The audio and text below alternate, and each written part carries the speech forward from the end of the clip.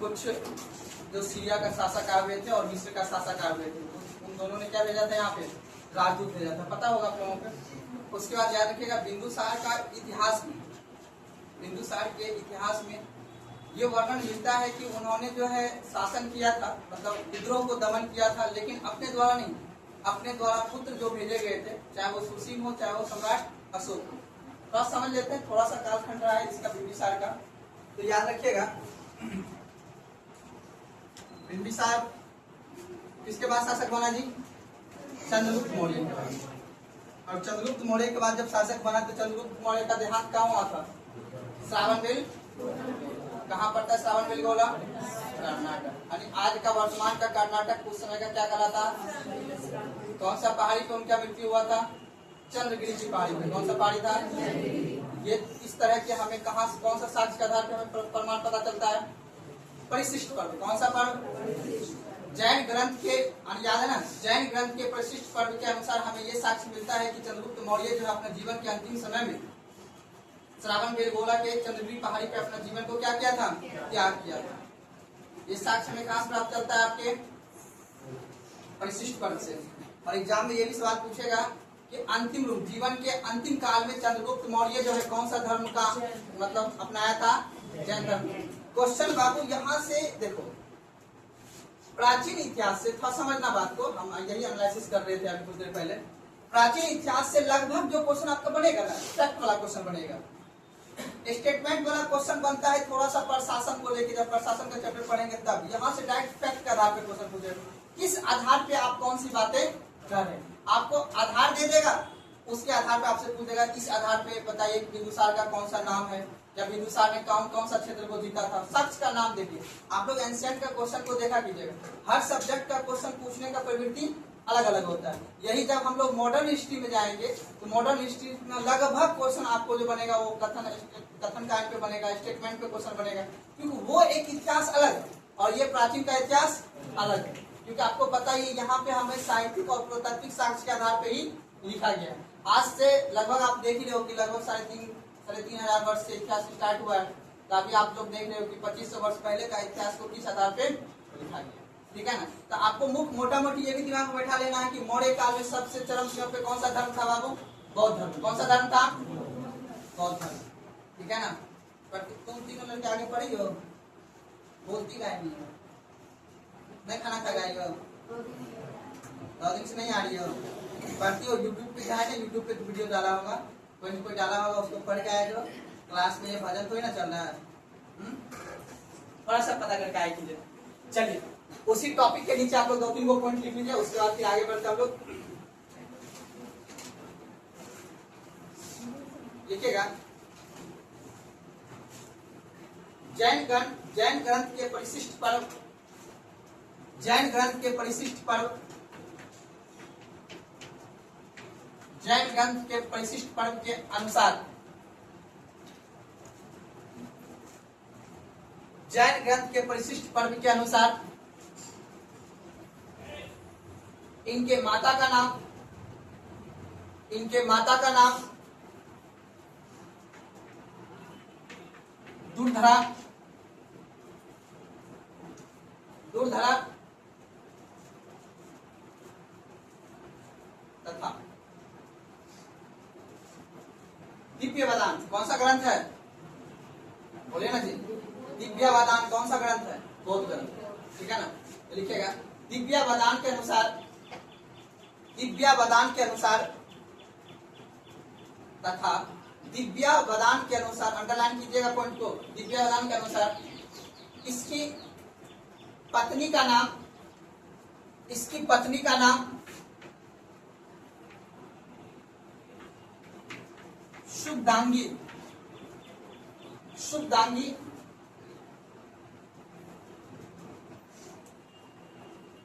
किंतु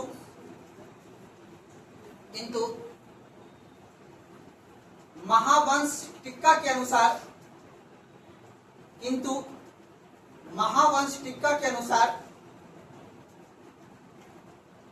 किंतु महावंश टिक्का के अनुसार इसकी पत्नी को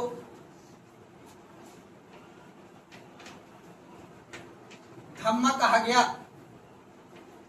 धम्मा कहा गया।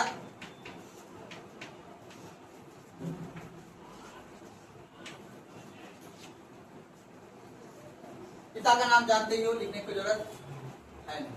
इसका पिता का नाम क्या था? चंद्रगुप्त मौर्य। लेकिन इसका माता का भी जो नाम है किस आधार पे है, ये बात को याद रखना है। जैन ग्रंथ के आधार पर उनकी माता का नाम क्या था?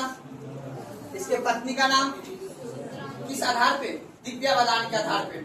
और उसी बौद्ध ग्रंथ में, दिव्यावदान एक बौद्ध ग्रंथ है, और उसी बौद्ध ग्रंथ में उसकी माता को क्या कहा गया है? धम्मा। तीनों बात मैंने बताया, इस तीनों बात का साक्ष्य का क्या बोले? पत्नी तो वो लिखा है, दोनों पत्नी का बात है ना, ये माता का नाम, ठीक है ना। परिशिष्ट पर्व के अनुसार इसके माता का नाम क्या बोला? रुद्र। और इनकी पत्नी का नाम सुखदांगी, और ये क्या हुआ? ठीक है ना। चल अगला पॉइंट देखते हैं हम लोग। थोड़ा बोलने में हो सकता है मिस्टेक हो गया हो, ठीक है। अगला पॉइंट,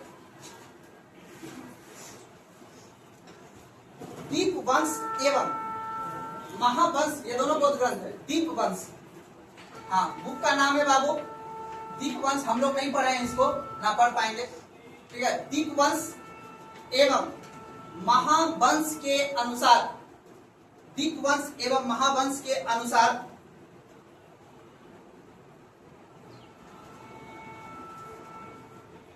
बिंदुसार को, बिंदुसार को, बिंदुसार को 16 रानियां,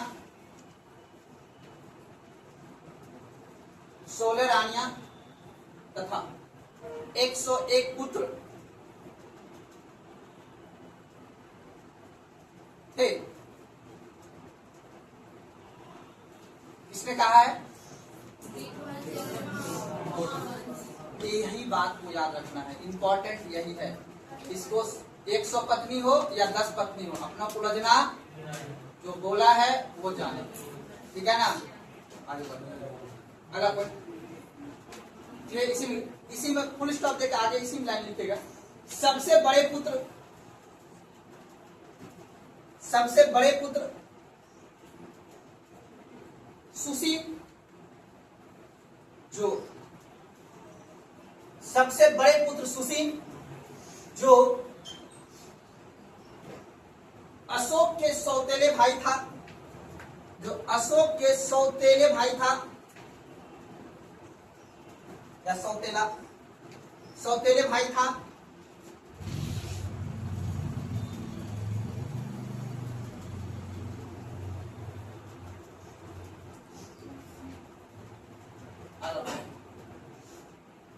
कोई दिक्कत यहाँ पे है ना। सारा क्वेश्चन पूछा जा चुका है, ठीक है ना। प्राचीन इतिहास के अंतर्गत जो क्वेश्चन पूछे जाते हैं, मैंने अभी भी जस्ट बताया आपको, आपके पास रिफरेंस के तौर पर ले दे के आपके पास यही रहेगा, आपके पास जो है घटना झटका बुक रहेगा, ठीक है ना। लेकिन क्वेश्चन के आधार पे हम लोग सोर्स जल्दी नहीं मिलता है, किस सोर्स पे कौन सी बात है। आपको कहानी मिल जाएगा किताब में, यूट्यूब पे बता देगा सब कहानी, लेकिन सोर्स नहीं बता पाएगा। सोर्स लास्ट में जब इनकी मृत्यु होगी तो मृत्यु के समय में ये कौन सा धर्म को माने थे, इसमें 2-3 गो स्टेटमेंट है, ठीक है ना। बिंदुसार कौन सा धर्म के अनुयायी थे, ये आज तक पता नहीं चल पाया। चलिए लिखिए अगला पॉइंट। बिंदुसार की उपाधि अमित्रघात, बिंदुसार की उपाधि अमित्रघात, बिंदुसार की उपाधि अमित्रघात हाँ।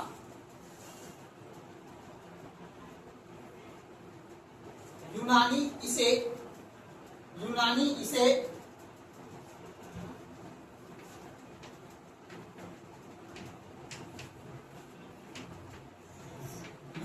इसे अमित्रोकेडिस कहते थे, यूनानी इसे अमित्रोकेडिस कहते थे।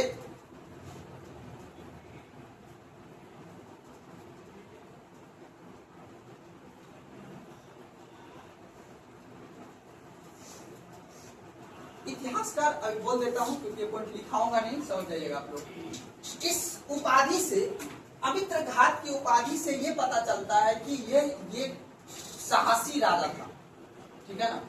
साहसी मतलब युद्ध करने वाला राजा था, दुर्बल राजा नहीं था। दुर्बल मतलब कमजोर शासक ये नहीं था।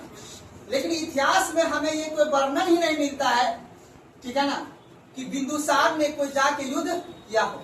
इसके समय बिंदुसार जब शासक बना था तो दो जगह विद्रोह होता है, एक उज्जैन में और एक कहाँ होता है, तक्षशिला में। तो उज्जैन में अपने बड़े पुत्र तक्षशिला में अपने बड़े पुत्र सुशील को भेजता है और उसके बाद उसे किसको भेजता है, अशोक को भेजता है।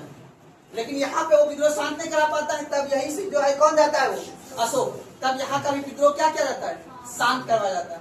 आज तक स्वयं बिंदुसार कौन सा युद्ध किया है इसका कोई वर्णन इतिहास में नहीं है, ठीक है। हो सकता है स्टेटमेंट बना के क्वेश्चन पूछ दे, लेकिन दिमाग में ये कॉन्सेप्ट आपको बना के रखना है। बस ये व्यक्ति क्या था कि अभी इसका पिताजी का क्या हुआ कार्य, है ना, जिसका पिताजी एमएलए, उसको बेटा को किसी से दोस्ती करने की जरूरत है, ऑटोमेटिक पैदा होते हैं उसको आप कहने लगेगा आदमी, उसे पता नहीं चलेगा कि हम किससे बड़े हैं किससे। तो इसलिए आधा को कभी कोई तुम कहा होगा, कोई नहीं कहा होगा, कभी सुन भी नहीं किया होगा तुम शब्द, है ना, सुना होगा, बोलिए। वही बात हुआ है बिंदुसार के साथ। घटना को समझिए, आखिर बिंदुसार ने, ध्यान समझिएगा, एक लोग दे रहा हूँ, गाँव में ही मुखिया साहब का बेटा पहले 2010 में आइस का तैयारी कौन करता था, मुखिया का बेटा, है ना जी, बड़ा बड़ा मुखिया का बेटा जिसके पास 100-200 बीघा जमीन है, वही गया है दिल्ली पढ़ने के लिए। पहले एक समय ऐसा होता था, जब वो गाँव आता था तो उसको आदमी गौर से देखता था, चश्मा पहनता, अच्छा यही है वो, मारे भी बात को नहीं समझ में आया। तो दरअसल बात है कि ऐसे कहा आप उसका स्टैंड आओ, आलस आ जाएगा। अब मैं जो समझाना चाहते समझिएगा, आप भी लोग देखिए, इतिहास में कुछ बदलता नहीं है बाबू। इतिहास हम पढ़ रहे, इतिहास क्या है, इतिहास में हुए घटना का अध्ययन करना। जो घटना हुआ है ना, इस घटना अब दोबारा नहीं होगा, इस घटना से हमें सीख मिलता है, इसीलिए आपको पढ़ाया जाता है, हमें पढ़ाया जाता है। इसीलिए इतने बड़े बड़े प्रोफेसर, इतने बड़े जो कॉलेज में जो बच्चे हिस्ट्री से ग्रेजुएशन करते हैं, पीएचडी करते हैं, पीजी करते हैं, ये सब क्यों करते हैं। इतिहास से आपको ये सीख मिलेगा कि समाज में जो परिवर्तन हुए वो कैसे हुए। तो आपको ये समझना है, जो साम्राज्य का निर्माण करेगा, हर एक साम्राज्य का प्रथम राजा देखो कितना कष्ट किया हुआ है। मौर्य साम्राज्य का प्रथम राजा चंद्रगुप्त मौर्य, है ना, फिर गुप्त काल का पहला राजा आएगा विक्रमादित्य, वो भी साम्राज्य का विस्तार करेगा, सब साम्राज्य का विस्तार करेगा। जब साम्राज्य सिकुड़ जाएगा तब इतिहास में दो चीज, जो स्थापना करेगा साम्राज्य का, वो साम्राज्य का क्या करेगा, विस्तार करेगा। दिल्ली सल्तनत में कैसे नहीं हुआ, क्या बात करती है,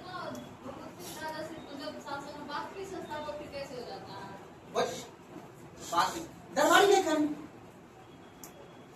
दरबारी ने सोचते हो ना, मध्यकालीन इतिहास जो लिखा गया दरबारी लेखन ने लिखा है। कभी अपने राजा जो बगल में जो बैठा हुआ है, आज जो मोदी जी के बारे में इतिहास लिखा जाएगा, क्या उसका कोई किसी का हिम्मत है उसके बारे में बुराई चीज को छाप देगा, वही नहीं छाप सकता है। वही बात हुआ है उसमें, मध्यकालीन इतिहास में कुतुबुद्दीन ऐबक दिल्ली सल्तनत की स्थापना करती है, हम इतिहास में पढ़ते हैं। वास्तविक संस्थापक इल्तुतमिश को मानते हैं, जहां तक बात सत्य है, लेकिन ये झूठ है ये बात। उससे पहले जो मजबूत आदमी जो राजा था, जो गयासुद्दीन बलबन, सॉरी महमूद, क्या ना था, महमूद गजनी, वो सब जो इतना बड़ा आक्रमण किया वो क्या था, उसी का दास था, उसी का गुलाम था ये यलदौद, कुवाचा, इल्तुतमिश और कुतुबुद्दीन ऐबक।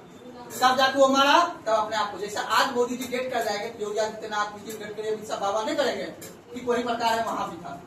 समझ बात, इतिहास यही है, जो प्रथम राजा होगा उसका काम होगा साम्राज्य का विस्तार करना। जस्ट लाइक मोदी जी साम्राज्य का विस्तार कर रहे हैं ना, जब एक दिन मोदी जी के अभी जो कोई प्रधानमंत्री बन जाएगा गलती से, उसको कोई दिक्कत होता है, सम्राट चौधरी को कोई दिक्कत हुआ, पैदा हुआ, गद्दी पर बैठ गया, कोई दिक्कत हुआ, बोलो ना जी। लेकिन याद रखना है, कहावत में है वही, जितना तपोगे उतना ही चमकोगे, है कि नहीं है। भले नीतीश कुमार का बेटा को गद्दी मिल गया है बिना चुनाव लड़े हुए, है ना, भले सचिन तेंदुलकर का बेटा बाथरूम में भी एसी लगा हुआ था, उसको जब पैदा हुआ तो उसको कहीं बिना एसी को कहीं घूमने नहीं किया, बाथरूम में जाता था एसी, बाहर जाता था गाड़ी में एसी, ठीक है ना। बन पाया सचिन तेंदुलकर, बोली नहीं बन पाया, वही बात। कुछ चीज पाने के लिए आपको संघर्ष तो करना ही पड़ेगा। गौतम बुद्ध का पापा का नाम कोई जानता है जल्दी आदमी इतिहास में, नहीं जानता है। गांधी जी का भाई का नाम जानते हो, सुभाष चंद्र के भाई का नाम जानते हो, भगत सिंह के बाप का नाम जानते हो, क्यों नहीं जानते हो? संघर्ष नहीं किया, पैदा करके छोड़ दिया, है ना।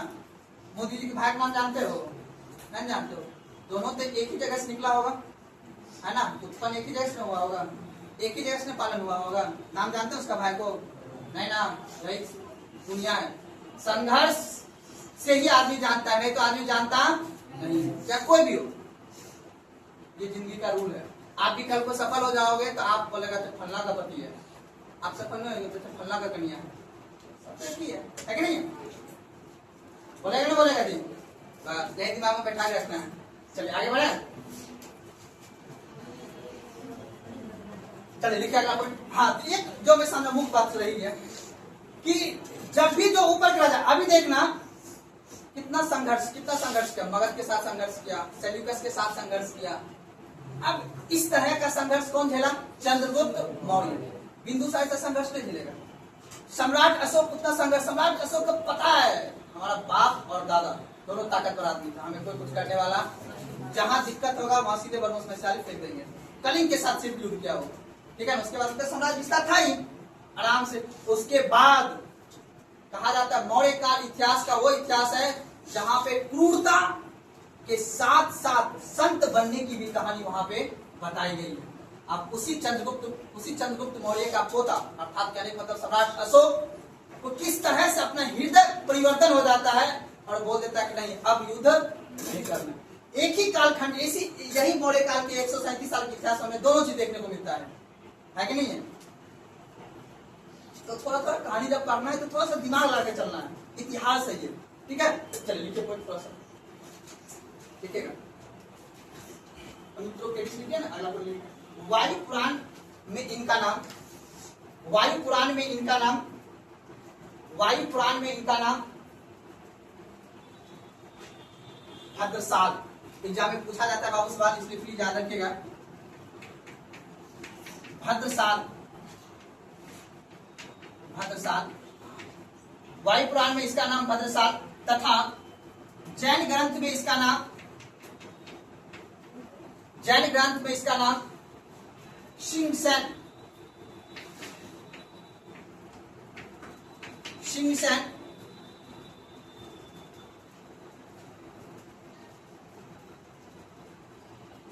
कहा गया है।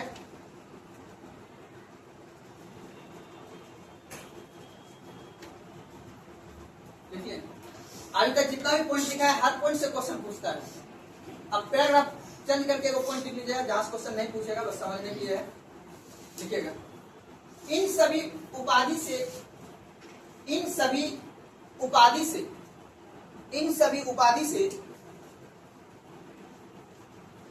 स्पष्ट होता है कि बिंदुसार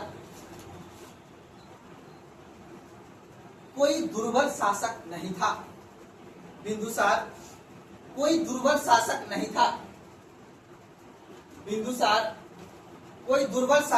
था।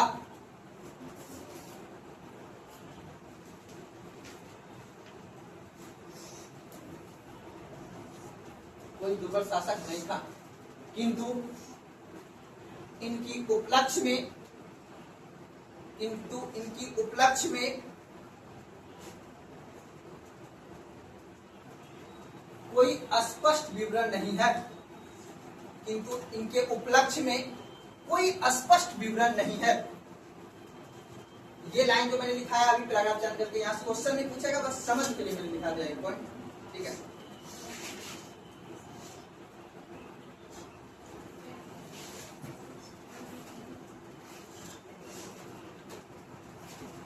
याद रखिएगा, एक इतिहास का था तारानाथ। ये भी एग्जाम में पूछा गया सवाल है, यूजीसी नेट में पूछा गया क्वेश्चन है, ठीक है ना। लेकिन याद रखिएगा तारानाथ सबसे बच्चा वाला सवाल कि ये तारकनाथ कहाँ का था। याद रखिएगा तिब्बती शासक, कहाँ का था ये? तिब्बती का रहने वाला ये लेखक था, ठीक है। उनके द्वारा ये कहा गया है कि तारानाथ के द्वारा कहा गया है कि जो बिंदुसार था ना 16 नगरों का स्थापना किया है और वहां के सभी राजा को इसने क्या किया है? पराजित किया है। ये तिब्बती के इतिहासकार तारानाथ के द्वारा कहा, इसका वर्णन जो कहा है वो जाने। तिब्बती इतिहासकार तारानाथ के अनुसार, तिब्बती इतिहासकार तारानाथ के अनुसार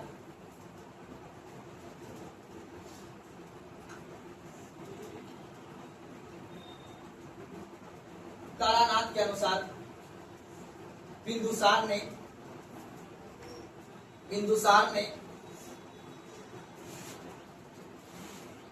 16 नगरों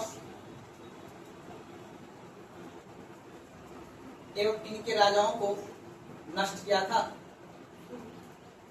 तिब्बती इतिहासकार तारानाथ के अनुसार बिंदुसार ने 16 नगरों एवं इनके राजाओं को नष्ट किया था, किंतु युद्ध का विवरण नहीं मिलता है।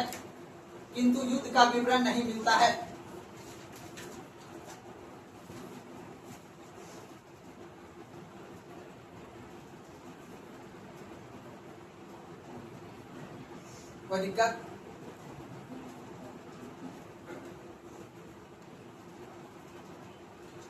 अब याद रखिएगा, एक पुस्तक दिव्यावदान, नाम जानते हैं आप लोग। दिव्यावदान के अनुसार ही हमें ये पता चलता है कि सुसीम को भेजा गया था तक्षशिला के किस चीज को, शांति के लिए, विद्रोह को दमन करने के लिए। ठीक है ना? अभी मैंने बताया कि ये पाटलिपुत्र में बैठा हुआ व्यक्ति है। ठीक है, कौन बाबू? बिंदुसार। याद रखना, यही पाटलिपुत्र, यही पटना में पैदा हुआ है। कौन? अशोक, है ना? और अशोक इतना बड़ा भूभाग का क्या बनता है? शासक बनता है। तो अब यही पाटलिपुत्रा से बिंदुसार जो है इधर उज्जैन के तरफ अशोक को, और तक्षशिला में किसको? सुसीम को भेजा जाता है। वहां के विद्रोह को क्या किया जाए? शांत किया जाए। कहा जाता है वहां के जनता ने, राज्यपाल जो यहाँ के थे, मतलब यहाँ के जो व्यक्ति थे, यहाँ के व्यक्ति के खिलाफ क्या कर दिया था? विद्रोह कर दिया था।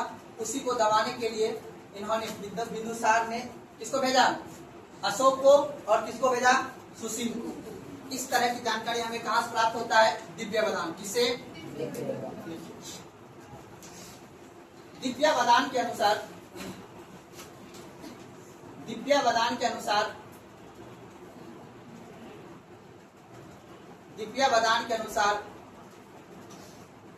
बिंदुसार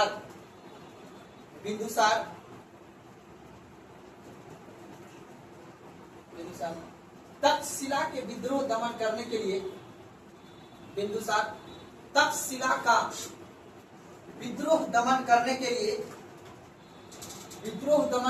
लिए अपने पुत्र सुसीम को भेजा था।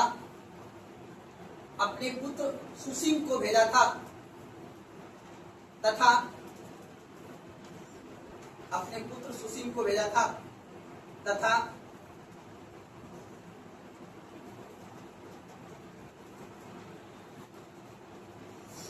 उज्जैन का विद्रोह दमन करने के लिए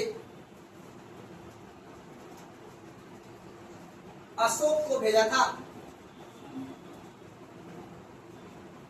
उज्जैन का विद्रोह दमन करने के लिए अशोक को भेजा था।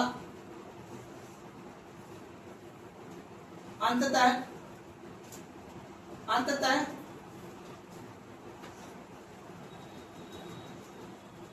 अशोक ने तक्षशिला का भी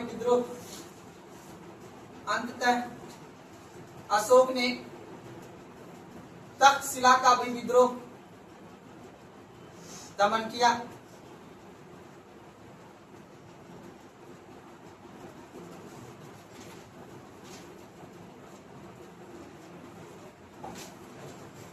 कोई दिक्कत? अब ये जो बिंदुसार था ना, बहुत चालाक आदमी था। ऐसा देखो होता है बाबू, चालाक सब होता है। चालाक बनाता है कौन बाबू? परिस्थिति। कौन बनाता है बाबू? राजा का बेटा। किसका बेटा? ये राजा का बेटा। राजा का बेटा को पता है कि हमारा साम्राज्य यहाँ से लेके यहाँ तक है, उनका मकरान सब। और उसके बाद कौन था बाबू? सीरिया। कौन था बाबू? सीरिया। और सीरिया का जो शासक था उसका नाम था एंटियोकस। क्या नाम था जी? एंटियोकस। अब ऐसा एक इतिहासकार है जिसका नाम है एस्ट्रोबो। क्या नाम है इतिहासकार का? एस्ट्रोबो। एस्ट्रोबो इतिहासकार का कहना है कि जो बिंदुसार है ना और ये जो एंटीओकस है, इन दोनों के बीच मित्रवत संबंध था। कौन सा संबंध था? जब आपने देखा कि अलेक्जेंडर सिकंदर का मृत्यु हो गया था, उसके बाद फिर सीरिया का शासक जो सेल्यूकस था, सेल्यूकस सोचा कि हम इधर के क्षेत्र पर आक्रमण करेंगे, लेकिन कहा जाता है उन दोनों के बीच संघर्ष हुआ, फिर संधि हो गया। 305 से 303 ईसा पूर्व के बीच में हुआ था ना संधि। संधि होने के बाद अपनी बेटी की शादी कर दिया, तब ये सब क्षेत्र किसको दे दिया गया? चंद्रगुप्त मौर्य का। ये कहानी आप लोग जानते हैं। तो मित्रवत संबंध फिर किससे बोला? एंटीओकस से और किससे? बिंदुसार से। ये इसको बोला जाता है एंटीओकस प्रथम। क्या बोला जाता है? एंटीओकस प्रथम। अब इन दोनों के बीच क्या था बाबू? मित्रवत संबंध। ऐसा कौन कहता है? एस्ट्रेबो इतिहासकार कहता है, हम नहीं कह रहे। अब देखो कह रहा है, तो इन दोनों के अनुसार ये कहा जा रहा है कि अब जो है एंटीओकस ने अपना एक राजदूत भेजा किसके पास? बिंदुसार के पास। ठीक है ना? अब यही राजदूत आगे चल के काम करेगा। पहले पॉइंट को लिख लेते हैं, अगला पॉइंट लिखिएगा। एस्ट्रेबो के अनुसार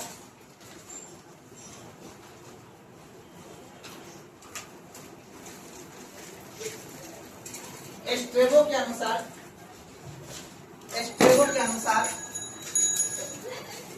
बिंदुसार एवं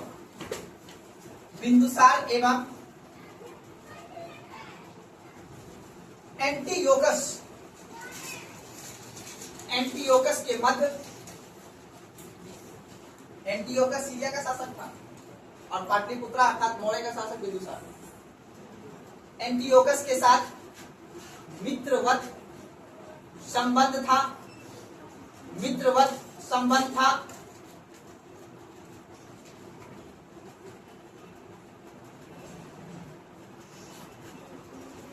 तथा एंटीओकस ने अपना राजदूत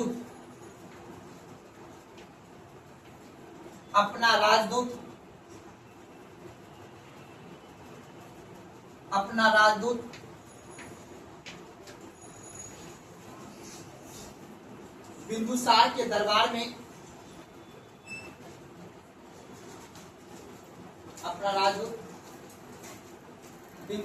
दरबार में भेजा।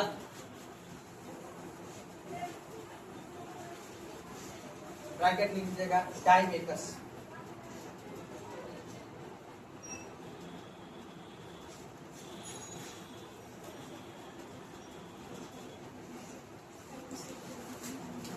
दिक्कत?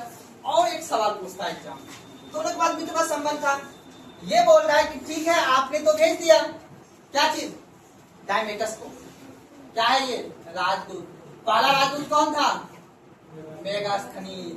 मेगास्थनीज के ही स्थान पर कौन आया था? डायमेकस। आखिर वो भी आया था सीरिया से ही, उसको कौन भेजा था? सेल्यूकस निकेटर भेजा था ना। किसके दरबार में? चंद्रगुप्त मौर्य के दरबार में।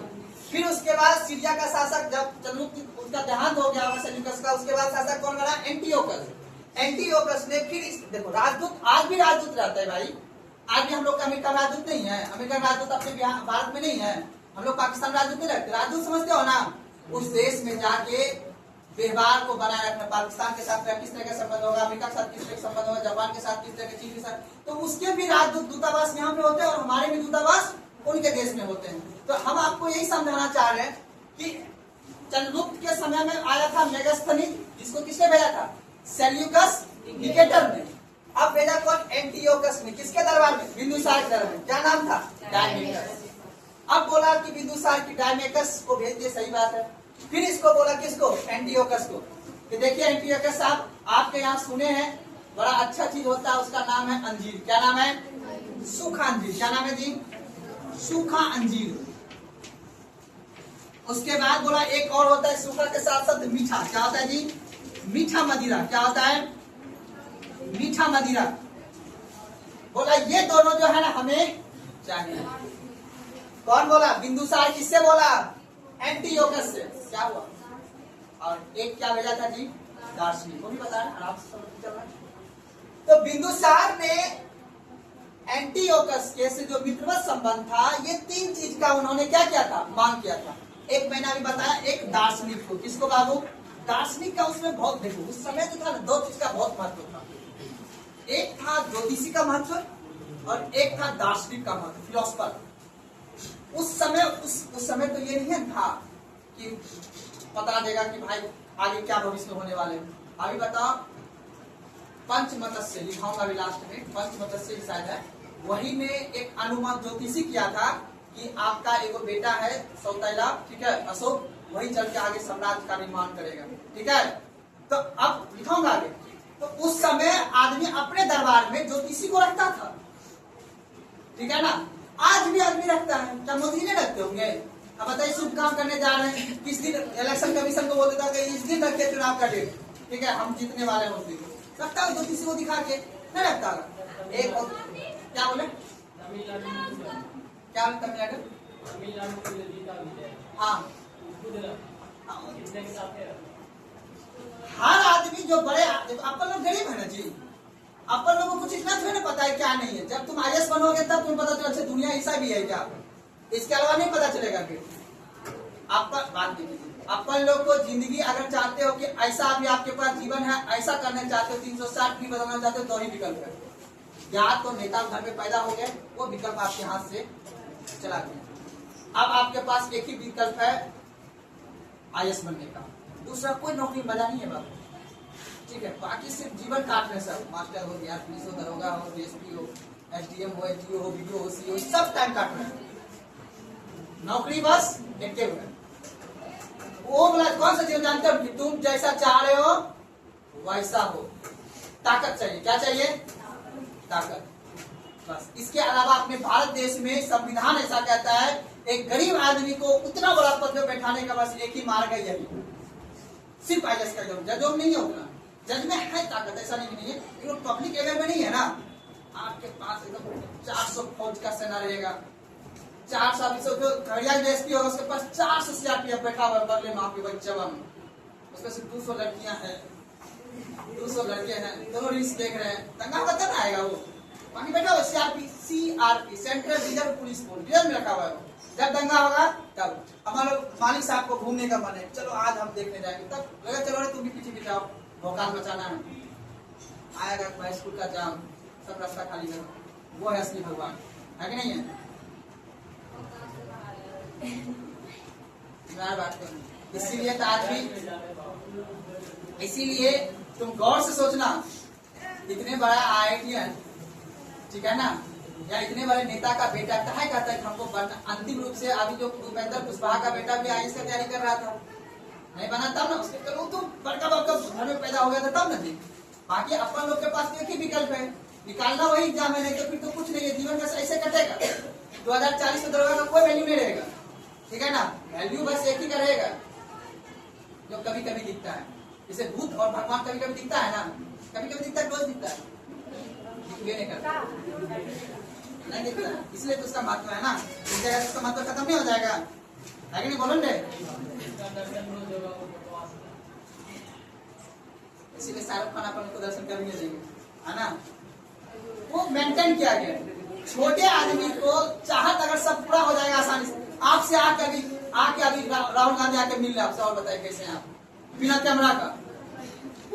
कैमरा लगा किसने मिलेगा, क्योंकि सहानुभूति उसको वोट लेना, तो वोट कमा रहे हो, तो अपना बिजनेस कर रहा है, ठीक है ना। आज जो मोदी जी हमारे गए हैं स्वीडन नॉर्वे पर, कहाँ गए, इन्वेस्टर को लाने के लिए गए, कहाँ गए जी, पैसा कमाने गए, कहाँ गए, मतलब वहाँ के आदमी जाकर कह रहे आप कितने अच्छे, आइए मेरे भारत में देखिए कितना अच्छे हैं, आइए क्या कीजिए, इन्वेस्ट कीजिए, बड़े हो ना आप लोग, क्योंकि आप लोग का फॉरेन रिजर्व क्या होने वाला है, खत्म होने वाला है ना जी। क्या समझते हो, इकोनॉमिक्स नहीं समझ रहे हो, काहे भागा भी दौड़े दौड़े विदेश हो। अब इलेक्शन में बिजी था, जीत लिया, उसके बाद फॉरेन रिजर्व भी खत्म होने पर तो तेल का दाम बहुत ज्यादा बढ़ गया है। फॉरेन रिजर्व अपन जो विदेशी मुद्रा भंडार है वो खत्म होने वाला है, तो अब विदेशी मुद्रा भंडार कहाँ से लाएंगे, विदेशी को लाएंगे, आओ मेरे यहाँ निवेश करो। अपन लोग FDI के तहत निवेश करवा लेंगे, FPI के तहत निवेश करवा लेंगे, उससे निवेश कराएंगे तो अपने डॉलर आएगा, तो फिर अपना रुपया का दाम घटेगा नहीं, अपना रुपया का वैल्यू घट रहा है ना। क्या बोले 97। समझा रहे बात को? देखो ऐसे चलता है दुनिया। सारा खेल ताकत का है, ये इतिहास कहता है, हम नहीं कह रहे हैं। हमने वो भी सब कानून को देखे हुए जो सबके लिए कानून बराबर है। आज तक वो आर्टिकल 32 का गरीब आदमी उपयोग कर ही नहीं पाया है। सिर्फ कौन करता है? अमीर आदमी। अपन लोग के लिए नहीं है। अपन लोग के लिए बस सिर्फ एक ही आर्टिकल 39 डीपीएसपी, जो मौका मिलेगा तो मिल जाएगा। अभी जो 50,000 में आपको मिला, डीपीएसपी नहीं तो क्या 50,000 मिलता है आपको? दर्शक भाग में इसलिए कहते हैं डीपीएसपी एक सकारात्मक भाग है और मूल अधिकार एक नकारात्मक भाग है। लेकिन संविधान देखो कैसे दुनिया को बेवकूफ बनाता है सरकार। हम तो उसको भगवान मानते हैं सब लोग। बात को बहुत मस्त आदमी है, बोलता है देखो ऐसा है, हम राम भगवान को मानने वाला है, रावण को मार दिया, इसमें कौन सी बड़ी बात? बोलते कब मारे? प्रमाण नहीं है। कोई प्रमाण तो रावण को मारे हैं? बोलो ना जी, नहीं है ना प्रमाण, बात खत्म, आगे बढ़े। लेकिन जापान ने चाइना को पटक पटक के मारा, ये प्रमाण है कि नहीं है? हाँ, छोटा सा कंट्री है। इतिहास हम नहीं करे, इतिहास कर ऐसा। वर्ल्ड हिस्ट्री जब पढ़ोगे तो आपको ये पता चलेगा कि उस समय का राजा ब्रिटेन या फिर जापान इतना ताकतवर आदमी था। हमने मारा रावण को, वो कहाँ वर्ल्ड में पढ़ाया जाता है? दूसरे उसको पढ़ाया जाता है? तब ऐसे चलता है। चलो छोड़ो, देखो क्या लिखाने दे दी डायमेकस, उसके आगे लिख लो ये तीनों चीजें को मंगाएगा। शौकीबाज आदमी, राजा का बेटा है, 16 रानी रखा, ऐसा इतिहास कर रहा है। बाकी अंदर जब पढ़ता तो बहुत कुछ हो रहा होगा, है ना? यही तो जीवन तो यही जिया है अपन लोग तो बस, है ना? जी लिया, आजा लिखो। अभी देखो एक बात बोलना नहीं चाहिए हमको, बोल देखो बोल देते हो कोई दिक्कत नहीं, लेकिन आप लोग लड़कियों को बोल रहा हूँ, आप लोग को अभी एक ऑफर मिलेगा। कब? जब 30 साल क्रॉस कर जाओगे तब। अरे आइए ना, अभी तो विधानसभा का सीट भी बढ़ने वाला है। आइए, पता है आपको पार्टी से ऑफर मिलेगा, प्रवक्ता बनिए, कार्यकर्ता। क्योंकि अब महिला को अट्रैक्शन ज्यादा किया जाता है, क्योंकि मैनिपुलेट करना सबसे आसान किसको होता है? महिला। अभी देखो एक पार्टी है, नाम नहीं बोलूंगा, ठीक है? उस पार्टी में बहुत से महिला जा रहे हैं, फोटो खिंचा रहे हैं उसके साथ, एक लड़का के साथ, दूल्हा लड़का जो है, ठीक है, उसके साथ फोटो खिंचा रहे हैं सब, ठीक है ना? अब लड़की लोग का समझ, हम पहले भी बोले हैं, आपका सुंदरता ही घातक होता है। आपको टैलेंट से कुछ नहीं मिलेगा, टैलेंट से कुछ भरा पड़ा है। टैलेंट में आपको बस एक ही चीज मिलेगा, अच्छा हार्मोन्स कंट्रोल करेगा, ले आओ इसको, इसके अलावा कोई दूसरा विकल्प नहीं है। ये सच है। इसलिए कभी भी आप लोग याद रखें, जो चीज आपको आसानी से मिल रहा है, समझ लीजिए आपको सेक्रीफाइस, कीमत चुकाना पड़ेगा आपको, ठीक है ना? इसलिए अपनी मेहनत से हर चीज को अचीव कीजिए, ताकि आगे कोई झुका भी ना सके आपको। ऐसा आप लोगों को ऑफर आज से 5 साल के बाद मिलेगा, मुखिया के चुनाव में, विधानसभा के चुनाव में, मतलब पार्टी का बड़ा वरिष्ठ नहीं, आपको पार्टी के सदस्य मेंबर बनाएगा। अब आदमी ये फोकस कर रहा है कि नहीं, पुरुष को मैनिपुलेट करना, लड़का को मैनिपुलेट करना अब टफ हो गया है। महिला को मैनिपुलेट करना, क्योंकि महिला गाँव में ही रह जाती है ना, लड़कियां गाँव में रह गई है, तो उसको मैनिपुलेट करके आप उसको आरक्षण का बहाना दिखा के आप आइए, अरे आप कल को आज से 15 साल आप देख रहे हैं, आज अभी आप क्या है, कुछ नहीं है। अभी आपके पास होता है साइकिल है, आप कल्पना कीजिए कि 15 साल बीत गया, देखिए आपके पास फॉर्च्यूनर, लैंड रोवर, क्या बोलते हैं, लैंड क्रूजर, ये सब होगा, डिफेंडर होगा आपके पास, बताइए। कल्पना करके लड़की खुश, ओह माय गॉड, ठीक है ना? उसके बाद जो 5G से, उसके बाद 4G से, उसके बाद 5G आईफोन जो आता है ना, आगे बढ़ो,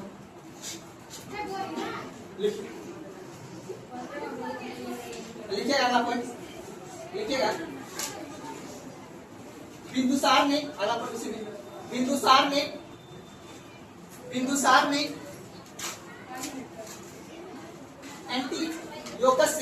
एंटीयोकस ऐसे लिखेगा। बिंदुसार ने एंटीयोकस से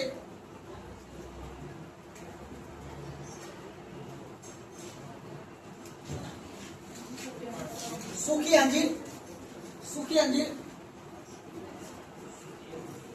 अंजीर कोमा मीठी मदिरा तथा, हिंदुस्तान ने एंटीयोकस से सूखी अंजीर कोमा मीठी मदिरा तथा दार्शनिक की मांग की थी, जिसमें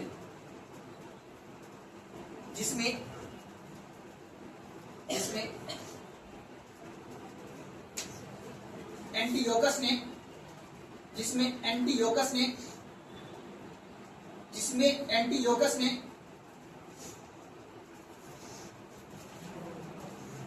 मीठी मदिरा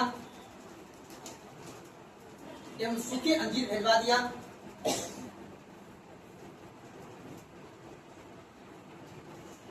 एंटीयोकस ने मीठी मदिरा एवं सूखे अंजीर भिजवा दिया, किंतु दार्शनिक नहीं दिया।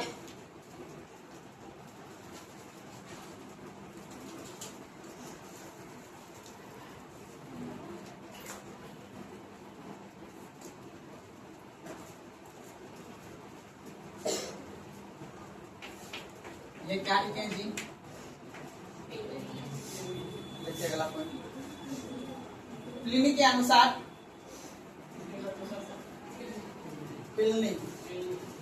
प्लिनी के अनुसार मिस्र के राजा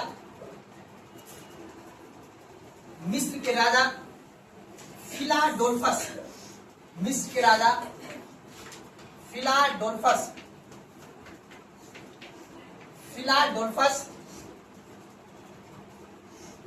ने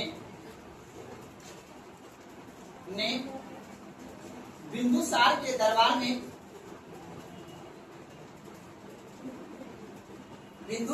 दरबार में डायनोसियस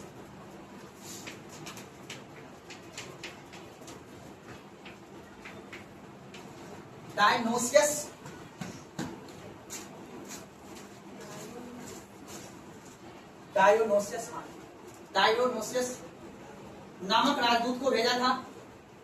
क्या लिखेगा? मिस्र के राजा जो राजदूत भेजा था उसका नाम था डायनोसियस और उसका नाम था डायमेकस। डायनोसियस को राजदूत बनाकर भेजा था। के पॉइंट बस छोटा सा बता हुआ है। खेरवादी परंपरा याद है? खेरवादी जैन ग्रंथ का जो बताए थे, उप संप्रदाय वगैरह जो बताए थे, खेरवादी बताए थे ना, वही है। खेरवादी परंपरा एवं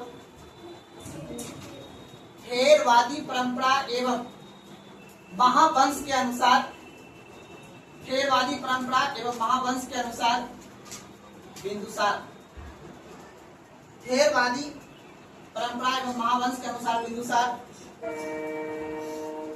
ब्राह्मण धर्म के अनुयायी थे। खेरवादी परंपरा एवं महावंश के अनुसार बिंदुसार ब्राह्मण धर्म के अनुयायी थे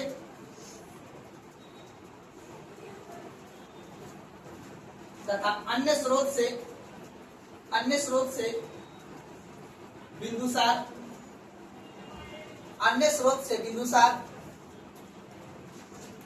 आजीवक संप्रदाय के अनुयायी थे।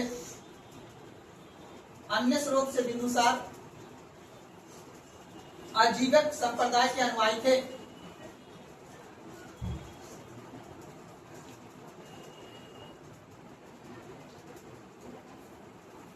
अगला पॉइंट लिखिएगा। अगला पॉइंट, दिव्यावदान के अनुसार बिंदुसार के दरबार में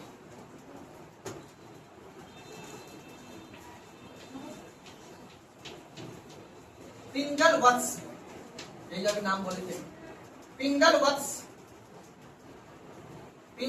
नामक ज्योतिषी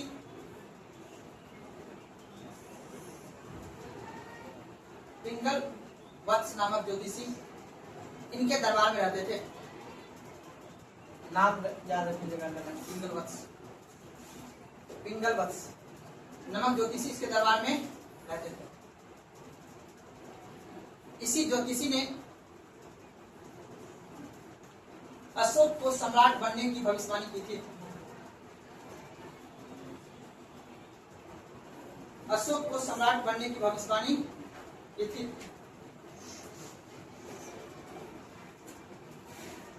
चलिए, यहाँ पे ये टॉपिक आपका होता है खत्म। अगला टॉपिक के सम्राट अशोक। देखिए यहाँ से यही क्वेश्चन पूछेगा, मीठी अंजीर मदिरा और उसके बाद कौन सा राजदूत आए। ठीक है,